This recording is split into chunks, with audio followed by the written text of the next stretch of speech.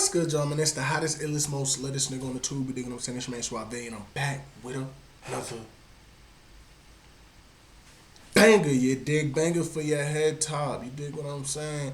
Now, today I scrolled up on the video. It just was posted on my algorithm. It said, "This is Drake's worst nightmare." It's called "This is Drake's worst nightmare." Low key, I think Drake's worst nightmare was Not Like Us. You dig what I'm saying? Like, I think Drake's worst nightmare is Not Like Us. Shit. Another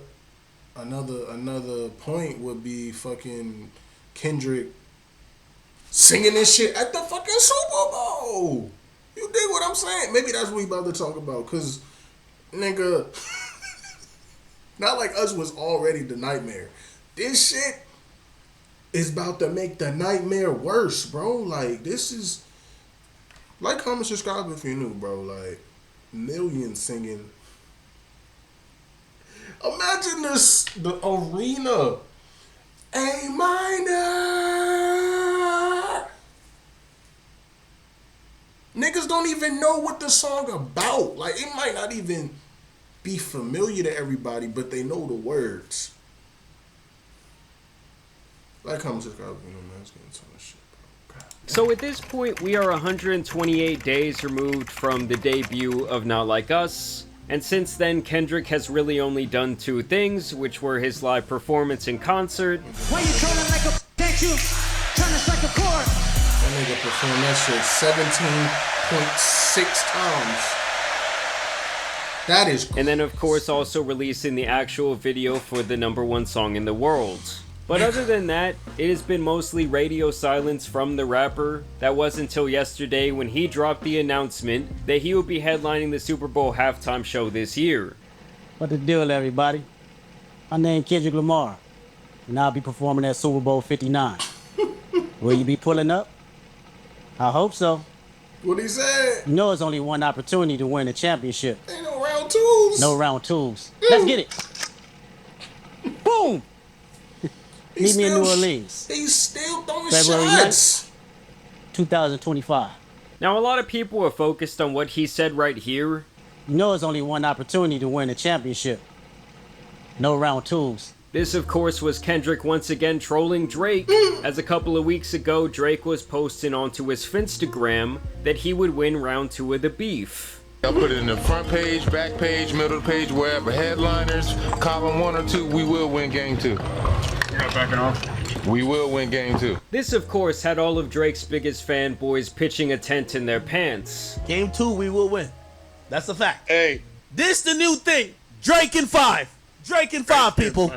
only the real understand that, bro. What's Only the real- understood don't need to be explained. Now pause on this point right here. He said game 2, we gonna win, right?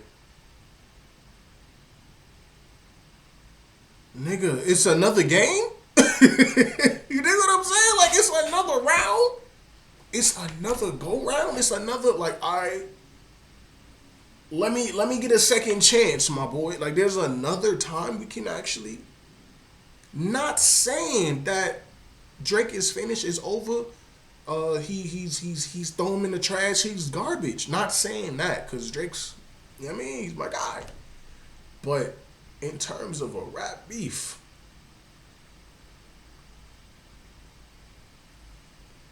the shit dropped in May, my nigga. It's September. If there was gonna be any type of rebuttal, it should have been, you know what I mean, in this timeline. I would imagine. You can't wait 7 months later, a year later, and say, alright, I got my rest. I let the shit die down. They might have forgot. Now I'm ready to go for another verse, another track, a diss track. Like, I don't believe it worked like that, big fella. Well, I don't know, but I don't know. And what can you say if that is possible? Say that is a thing where we could be like, I will accept the fact that it was months later and Drake dropping another diss song to Kendrick Lamar. what is going to be said on the track that's going to overshadow the Not Like Us record? Unless Drake just trying to like make the hype die down from Not Like Us, and then, but people already got their mind made up on the winner. I just don't feel like, I don't know. I just don't feel like it's, you can do a round two. Like it's done. Like that's like losing. That's like getting knocked out in a fight, right? Waiting like a couple weeks later and to say, all right, now we about to go to round two. Like the fight is over. Nigga, Tyson already knocked you cold out, bro. It's over. I don't know, bro. Y'all gonna watch it. Y'all are watching it. The other thing people were saying was that this had to be a callback to a line from First Person Shooter, the notorious song that apparently kicked off this entire beef. This was, of course, where J. Cole and Drake finally would collaborate once again. And apparently Drake also wanted Kendrick on this song, but he refused. Drake hit up Kendrick to say, hey, we got an open for you. It's me and Cole. Come holla at me. Do the song. Kendrick doesn't do the song. Then he hears the song, and the song is a bunch of niggas who's talking about me and you is a Spider-Man meme and blah, blah, blah, blah. And he says, man, these bum-ass niggas who couldn't get a feature from me is now acting like they're number one and number two. Both of them. Here J. Cole raps. That nigga said, nigga, I can't song talking about y'all big as the Super Bowl. I'ma actually perform at that motherfucker. Oh my God. This nigga's playing chess. This nigga's playing chess. Why y'all bum ass niggas playing checkers? That's crazy, bro. I ain't even put that damn Blues Clue together. Nigga said he declined making a verse on the song. I heard because they still got prior issues. This is what I heard. I'm not in the, you know what I mean, conversations, but I don't know these niggas. But he said Drake, it was said that Drake sent out the invitation for Kendrick to be on the verse. Kendrick like, nigga, we still got some shit we got to clear up. Like, how the fuck you gonna invite me on a song and we still got beef? You know what I'm saying? I didn't forget. Nigga, just because it was a month ago, I didn't forget. Drake like to do that shit. He like to make niggas forget and then come like everything's all good. Round two, we got it. Like, so Kendrick said, no, nigga. So drop your little track about big as the Super Bowl while I actually perform at that motherfucker. Then this is all prior to Not Like Us. Like, if Kendrick had Not Like Us at that moment, this nigga is an assassin. This nigga is really on demon time. I will call Kendrick the boogeyman. You dig what I'm saying? If he had all of this planned back then, when they dropped First Person Shooter, I don't know. If that nigga on that, at this point, he need to be fucking reading poems and telling the future, because he need a fat ass globe or some shit, because nigga, that's some fortune telling. Love shit, when bro. they argue the hardest MC. Is it K-Dot? Is it Aubrey or me? We are the big three like we started a league, but right now I feel like Muhammad Ali. Now obviously Kendrick would respond to the big three controversy on the Future single Like That, where he says the big three is just big me, Nigga and that bum. pretty much anyone standing in his... Forgot the nigga bum. You know what I mean? That's the most important part. Fuck the big three, nigga. It's just big me. Nigga bum. Yeah, you think you like that? Best work is a light pack. Nigga, Prince outlived Mike Jack. Nigga bum. Your best work is a light pack. And it was told that Daylight, the battle rapper, was writing wrote Drake's bars in back to back. Your best work is a light pack.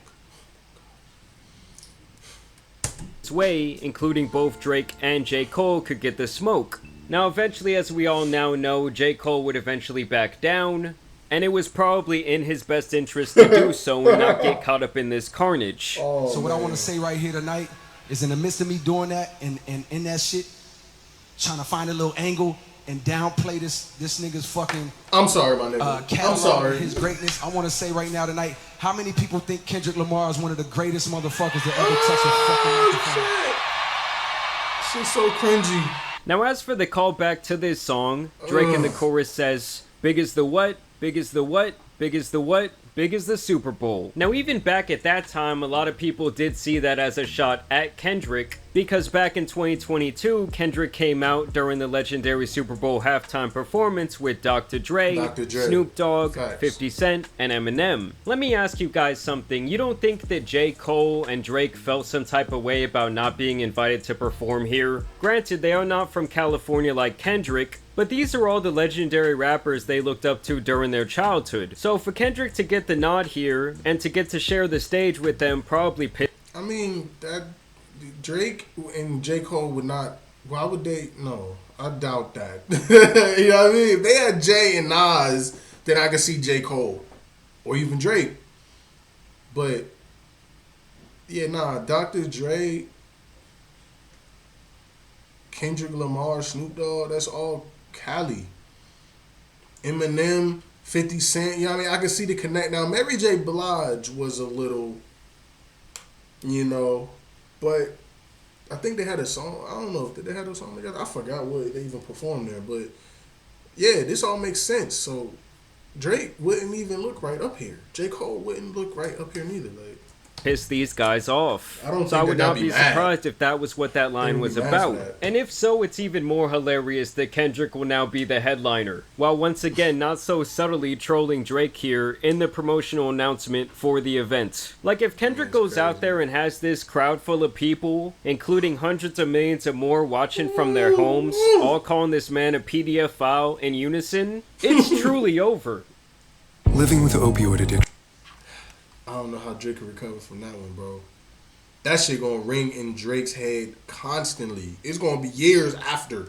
Drake is gonna wake up and have nightmares about this shit, bro. Now, I also saw a lot of people online upset that Lil Wayne was not invited to headline this event, as he has expressed interest in the idea of doing so, mainly because it will be in his home city of New Orleans. Yeah. Think about this for a second. That's type crazy. Lil Wayne, headline Super Bowl in New Orleans. How badly do you want to hear those words?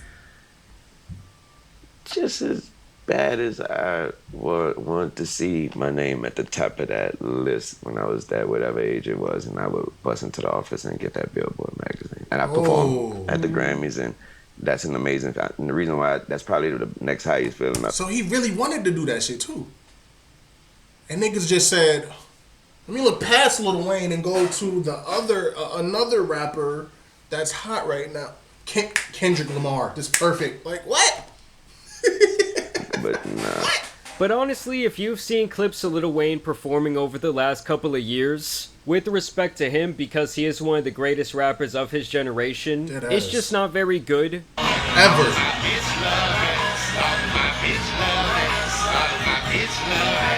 A lot of times he can't even remember the lyrics to his own songs. But I do still have the theory that Kendrick will bring Lil Wayne out on stage. And if he does that, bringing in the guy who ushered Drake into the game and made him who he is today, that would be insane. His name has already been mentioned in the beef when Kendrick says on Not Like Us that Drake apparently fucked Lil Wayne's girl while he was in jail back in 2010 and then had to get a tattoo of his face to apologize to him. The next year, in 2011, Lil Wayne would rap on 6 Foot 7 Foot, Had My Heart Broken by This Woman Named Tammy, but hoes gonna be hoes, so I couldn't blame Tammy. Tammy is obviously the woman who smashed both Drake and Lil Wayne back in 2016. Like, do you prefer the company of Drake over Lil Wayne or Lil Wayne over Drake? That would be the story that we would talk about. And when Lil Wayne released his journal, Gone Till November... Wait, that's the girl that they was fucking... That was... Got my heart broken by this woman named Tammy, but hoes gonna be hoes, so I couldn't blame Tammy.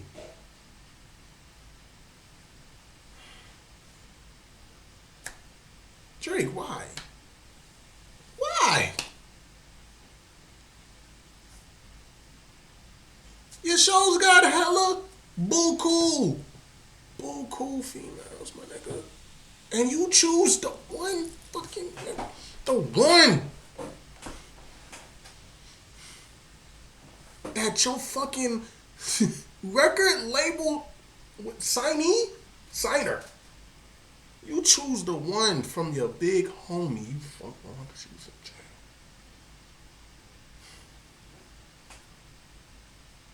I never really even heard like details of this story, but I've heard speculations of shit.